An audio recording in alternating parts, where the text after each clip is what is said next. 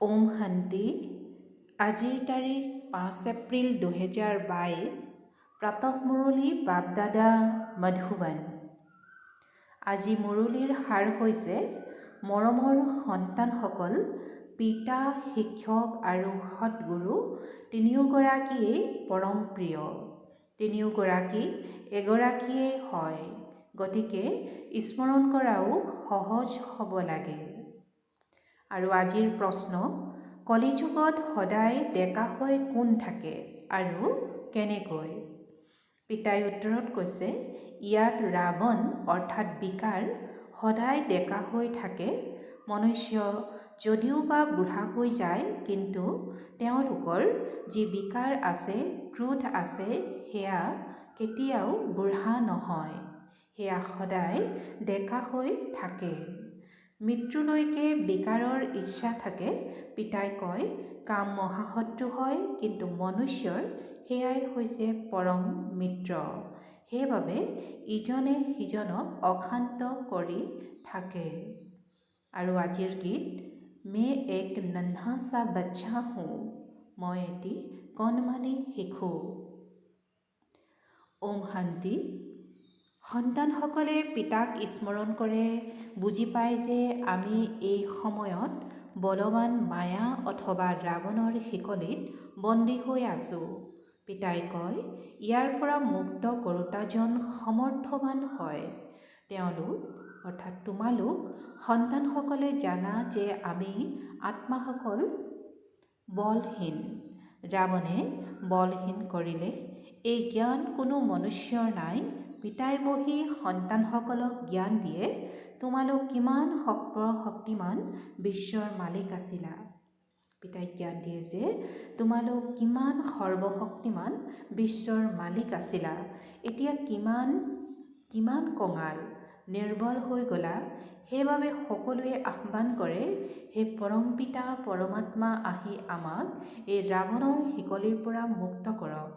হে পতিত পাৱন আহক, তেওঁৱে পতিতক পাৱন কৰি তোলোতা হয়। এই সময়ত হৈছে ৰাৱণ ৰাজ্য, স্বৰ্গক ৰাম ৰাজ্য, নৰকক ৰাৱণ ৰাজ্য বুলি কোৱা হয়। ৰাৱণো বলৱান, ৰামো বলৱান, কিয়নো দুয়ো আধা আধা কল্প ৰাজত্ব কৰে। মনুষ্যটো সকলো পতিত। তোমালোকো প্ৰথমে পতিত আছিলা। এতিয়া পতিত পাৱন আহি তোমালোকক পাৱন হোৱাৰ জ্ঞান দি আছে। যোগ আৰু জ্ঞান। প্ৰথমেতো পিতাৰ সৈতে যোগযুক্ত হ'ব লাগে। জগতত পিতা বেলেগ, শিক্ষক বেলেগ, গুৰু বেলেগ হয়, স্মৰণ কৰিবলগীয়া হয়। অমুক শিক্ষয়িত্ৰীগৰাকীয়ে, পিতাই কৈছে যে অমুক শিক্ষকগৰাকীয়ে আমাক পঢ়ায়। তোমালোকে তিনিওটা সম্বন্ধৰে এজনকেই স্মৰণ কৰা। তিনিওগৰাকীৰ নাম এটাই, শিৱ। পিতাই কৈছে যে তিনিওগৰাকীৰ নাম এটাই, শিৱ। পৰম প্ৰিয় পৰম পিতা, পৰম প্ৰিয় শিক্ষক, পৰম প্ৰিয় সৎগুৰু, তেওঁ এজনেই। মনুষ্যইতো শিক্ষকক বেলেগ, গুৰুক বেলেগ, পিতাক বেলেগে স্মৰণ কৰিব। পিতাই কৈছে যে মনুষ্যইতো শিক্ষকক বেলেগে, গুৰুক বেলেগে, পিতাক বেলেগে স্মৰণ কৰিব।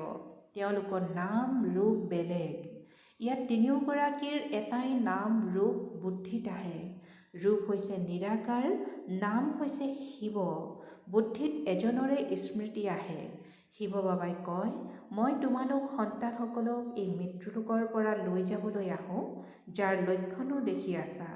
বলৱান হওঁতে মায়াই বহুত বিৰুদ্ধাচৰণ কৰে, বিঘিনি আনে। তোমালোকে বহুত আঘাত পোৱা। মায়াই কেতিয়াবা জোৰেৰে থাপৰ মাৰে, কেতিয়াবা লাহেকৈ। এনেকৈ জোৰেৰে অৰ্থাৎ থাপৰ মাৰে যে বিকাৰটো বাগৰি পৰে, আকৌ তাৰ প্ৰভাৱ বহুত সময়লৈ চলে। বুদ্ধিত যেন তলা লাগি যায়। এতিয়া বাবাই কয়, মায়াই পাহৰাবলৈ বহুত চেষ্টা কৰিব, কিন্তু তোমালোকে নাপাহৰিবা। তোমালোকে যিমানেই মোক স্মৰণ কৰিবা, তেতিয়া উত্তৰাধিকাৰো বুদ্ধিলৈ আহিব আৰু উচ্চ পদো পাবা। এনেকুৱা কোনো সন্তান নাথাকিব যাৰ পিতাৰ উত্তৰাধিকাৰ স্মৃতিলৈ নাহে। উত্তৰাধিকাৰ সন্তানসকলৰ পৰা লুকাই থাকিব নোৱাৰে। তোমালোকেও জানা যে আমি বিশ্বৰ বাদশ্বাহী ল'ব পাৰোঁ পুৰুষাৰ্থৰ ক্ৰম অনুসৰি। সকলোৱে একেধৰণে ৰাজধানীটো ল'ব নোৱাৰিব। ইয়াৰ ৰাজধানী স্থাপন হৈ আছে, অন্য যিসকল আহে তেওঁলোকে কোনো ৰাজধানী স্থাপন নকৰে। এনেকৈ কোৱা নহ'ব যে তোমালোক ৰাৱণৰ ৰাজ্যত আহে। পিতাই কৈছে যে এনেকৈ কোৱা নহ'ব যে তেওঁলোক ৰাৱণৰ ৰাজ্যত আহে। ৰাৱণৰ সম্পৰ্ক ভাৰতৰ সৈতে। পিতাই কৈছে ৰাৱণৰ সম্পৰ্ক ভাৰতৰ সৈতে। ইয়াতহে ৰাৱণক জ্বলাই, অন্যফালেতো ৰাৱণক নাজানে। আধা কল্পৰ পাছত ৰাৱণ ৰাজ্য হয় নিশ্চয় সূৰ্যবংশী অথবা চন্দ্ৰবংশীসকলৰ পৰাই ইছলাম ধৰ্মাৱলম্বীসকলৰ উদ্ভৱ হৈছে। এটা ধৰ্মৰ পৰাই আকৌ অন্য বংশাৱলী ওলাই নহয় জানো? পিতাই কৈছে যে এটা ধৰ্মৰ পৰাই আকৌ অন্য বংশাৱলী ওলাই নহয় জানো? এনেকুৱা নহয় যে এই বংশাৱলী যেতিয়া আহিব তেতিয়া সেই সময়ত তাত ৰাৱণ ৰাজ্য হ'ব। নহয়, সেয়া পিতাই কৈছে যে নহয়, সেয়া পাছত আহে। বাবাটো আহি ৰাজধানী স্থাপন কৰে। তেওঁলোক কোনোবা আধাত কোনোবা 1/4 সময় পাৰ হোৱাৰ পাছত আহে। শতপ্ৰধানৰ পৰা আকৌ তমোপ্ৰধান হ'ব লাগে। তোমালোকৰ বাবে অল্পকালৰ সুখ আৰু বহুকালৰ দুখ। এই খেলখনো বুজোৱা হয়। পিতাই কৈছে যে এই খেলখনো বুজোৱা হয়। প্ৰথমে পাৱন আছিল, পাছত পতিত হয়। প্ৰথমে এটাই দেৱী দেৱতা ধৰ্ম আছিল, পাছত অন্য ধৰ্মবোৰৰ বৃদ্ধি হয়। দেৱতাসকল নিজেই হিন্দু হৈ যায়, তাৰ পাছত ভিন্ন ভিন্ন প্ৰকাৰে গুণন অৰ্থাৎ বৃদ্ধি হৈ থাকে। তেওঁলোক আকৌ নিজৰ ধৰ্ম প্ৰতিষ্ঠাপকৰ পাছে পাছে গুচি যায়। দেৱতা ধৰ্ম প্ৰায় লোপ হৈ গ'ল। হওঁতে সকলো দেৱী দেৱতা ধৰ্মাৱলম্বী, কিন্তু নিজক দেৱতা বুলি ক'ব নোৱাৰে, কিয়নো পবিত্ৰ নহয়। পবিত্ৰতা অবিহনে নিজক দেৱতা বুলি কোৱাটো নীতি বহিৰ্ভূত হৈ যায়। যিসকল আচলতে দেৱী দেৱতা আছিল তেওঁলোকে আকৌ ক্ষত্ৰিয় বৈশ্য ক্ষুদ্ৰ হৈ যায়। এতিয়া আকৌ তোমালোক ব্ৰাহ্মণ হৈছা, এই কথাবোৰ অন্য ধৰ্মাৱলম্বীয়ে নুবুজিব। দেৱতা ধৰ্মাৱলম্বীসকলেহে ইয়ালৈ আহিব। বাকীসকলটো পাছত আহি থাকিব। আগলৈ গৈ বহুত বৃদ্ধি হ'ব। মুখ বংশাৱলীৰ বৃদ্ধি হয়। প্ৰজাপিতা ব্ৰহ্মাই ব্ৰাহ্মণ ধৰ্ম এতিয়া প্ৰতিষ্ঠা কৰে। প্ৰজাপিতা ব্ৰহ্মাৰ সন্তান নিশ্চয় ব্ৰহ্মাকুমাৰ কুমাৰী হ'ব নহয় জানো? ব্ৰাহ্মণ বৰ্ণৰ সকলেই দেৱতা হ'বগৈ। অনেকে আহি জ্ঞান ল'ব। তোমালোকে পুৰুষাৰ্থ কৰা সূৰ্যবংশী ৰাজধানীলৈ আহিবৰ বাবে। তাৰ ভিতৰতো মুখ্য হৈছে 8। পিতাই কৈছে যে তোমালোকে পুৰুষাৰ্থ কৰা সূৰ্যবংশী ৰাজধানীলৈ আহিবৰ বাবে তাৰ ভিতৰতো মুখ্য হৈছে 8। বাকীটো বৃদ্ধি হৈ যায়। যিসকল মম্মা বাবাৰ হ'ব, কিছু শুনিব, তেন্তে তেওঁলোক আহিব। প্ৰদৰ্শনীত অনেক আহে। তাৰ পৰা কিছু সংখ্যক ওলায় যিসকলে ভালদৰে পুৰুষাৰ্থ কৰে। পোনপ্ৰথমে পিতাৰ পৰা নিশ্চয়। পিতাই কৈছে যে পোনপ্ৰথমে পিতাৰ পৰিচয় নিশ্চয় দিব লাগে। কোনোবাই লিংগ ৰূপ বুলি কয় বা জ্যোতিস্বৰূপ বুলি কয়। পিতা বুলি বুজিলে যি ব্ৰহ্ম মহাতত্ত্ব আছে, পিতাই কৈছে যে পিতা বুলি বুজিলে যি ব্ৰহ্ম মহাতত্ত্ব আছে, তাক তেতিয়া ভগৱান বুলি ক'ব নোৱাৰে। পৰমপিতা পৰমাত্মাটো জ্ঞানপূৰ্ণ হয়, ব্ৰহ্ম জানো জ্ঞানপূৰ্ণ হয়? তোমালোকে সোধা আত্মাৰ ৰূপ কি? তেতিয়া লিংগ বুলি কৈ দিয়ে, কিয়নো লিংগ ৰূপৰহে পূজা হয়। তৰাৰ পূজাটো ক'তো নহয়। নজনাৰ কাৰণে আকৌ কিবা নহয় কিবা তৈয়াৰ কৰি দিয়ে। পাথৰ শিলগুটি সকলোতে ভগৱান আছে বুলি কৈ দিয়ে। পিতাই বুজাই আত্মাটো তৰা হয়। আত্মাসকলৰ একত্ৰিত জাকো দেখিব পাৰে। যেতিয়া সকলো আত্মা উভতি যাব তেতিয়া ডাঙৰ জাক হ'ব নহয়? পিতাই কৈছে যে যেতিয়া সকলো আত্মা উভতি যাব, তেতিয়া ডাঙৰ জাক হ'ব নহয়। ইয়াক কোৱা হয় সূক্ষ্মতকৈও সূক্ষ্ম। পিতাই কৈছে যে ইয়াক কোৱা হয় সূক্ষ্মতকৈও সূক্ষ্ম।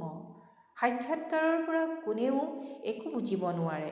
ধৰি লোৱা কাৰোবাৰ শিৱৰ অৰ্থাৎ ব্ৰহ্মা, বিষ্ণু, শংকৰৰ সাক্ষাৎকাৰো হ'ল, কিন্তু লাভ একোৱেই নহয়।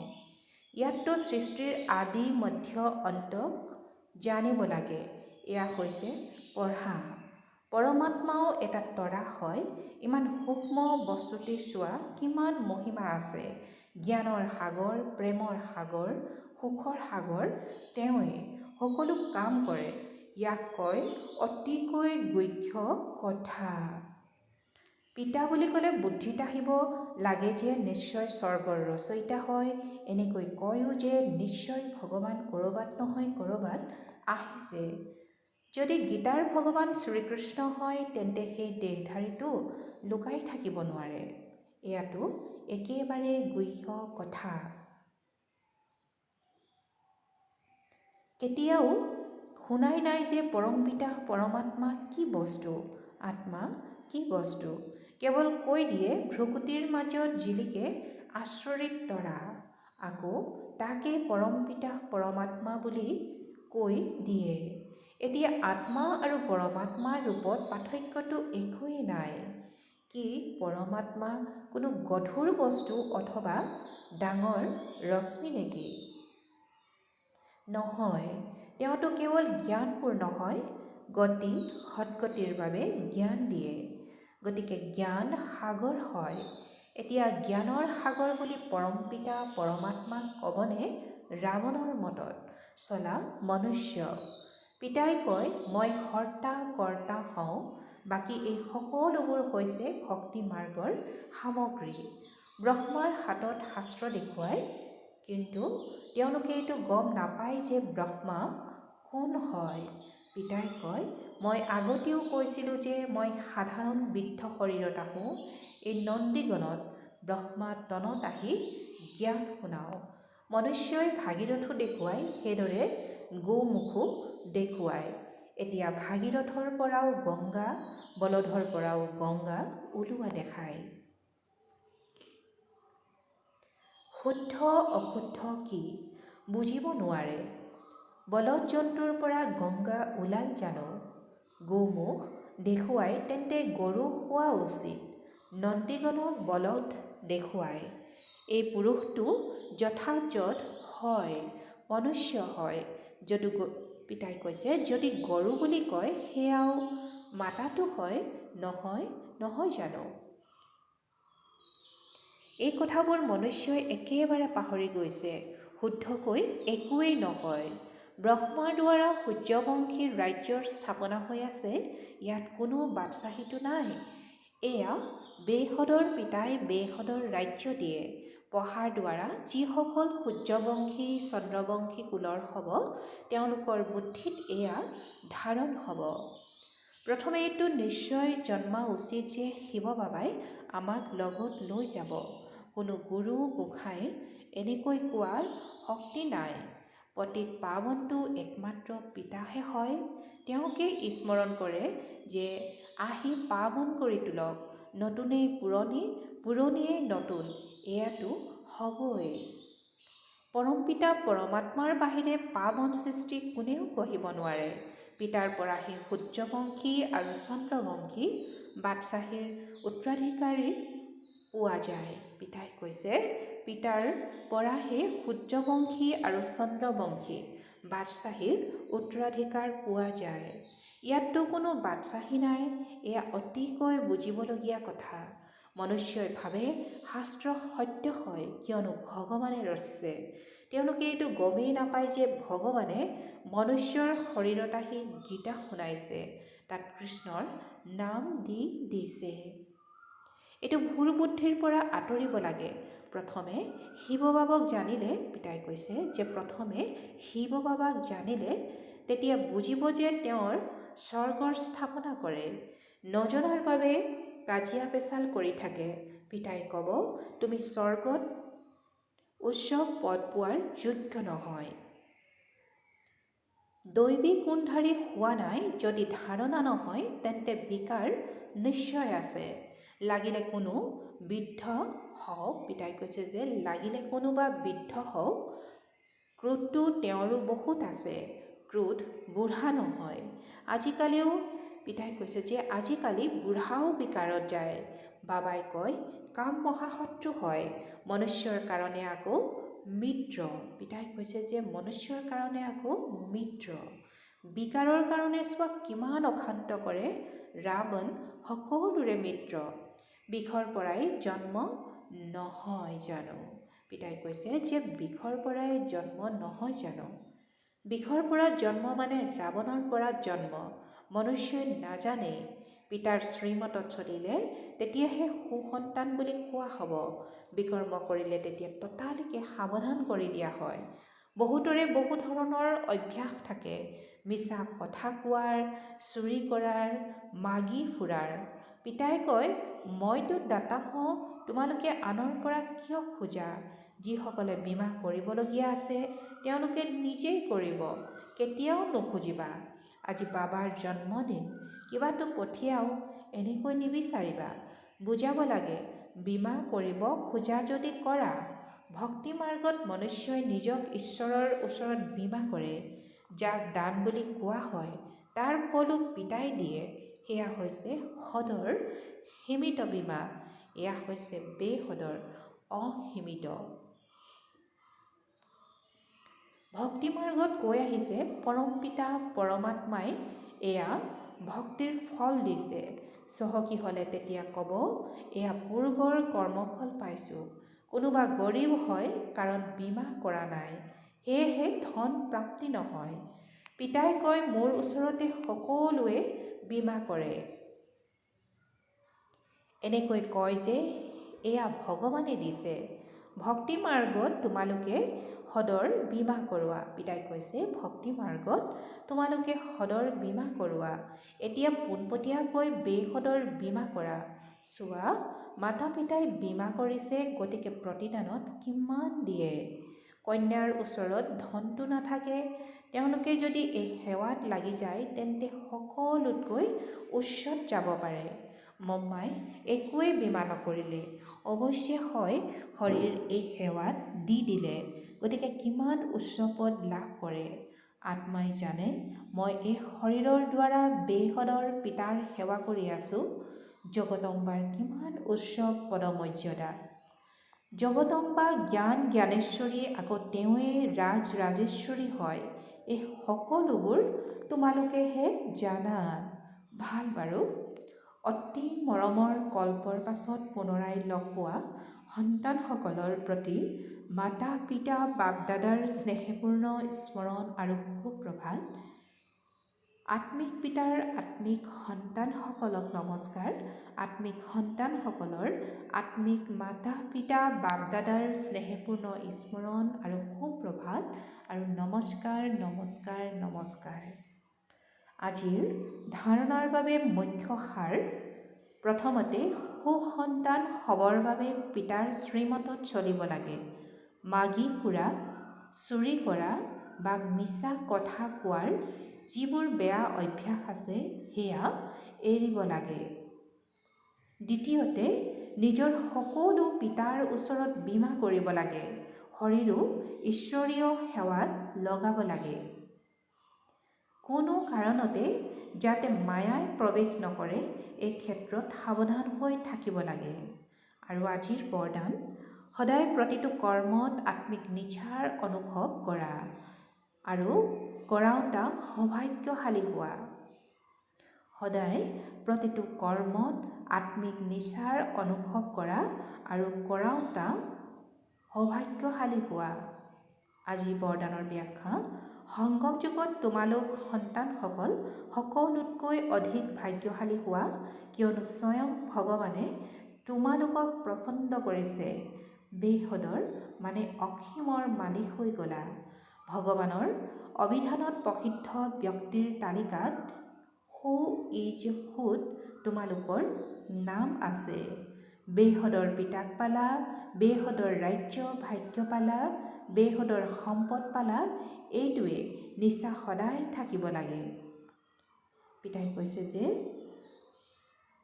বেহদৰ পিতাক পালা, বেহদৰ ৰাজ্য ভাগ্য পালা, বেহদৰ সম্পদ পালা, এইটোৱে নিচা সদায় থাকিলে তেতিয়া অতীন্দ্ৰিয় সুখৰ অনুভৱ হৈ থাকিব। এয়া হৈছে বেহদৰ আত্মিক নিচা। ইয়াৰ অনুভৱ কৰি আৰু কৰাই থাকা তেতিয়া সৌভাগ্যশালী বুলি কোৱা হ'ব। আৰু আজিৰ শ্লোগান, সাধনবোৰক সেৱাৰ প্ৰতি ব্যৱহাৰ কৰা, আৰাম পচন্দৰ হ'ব বাবে নহয়। সাধনবোৰক সেৱাৰ প্ৰতি ব্যৱহাৰ কৰা, আৰাম পচন্দৰ হ'বৰ বাবে নহয়। ওম শান্তি।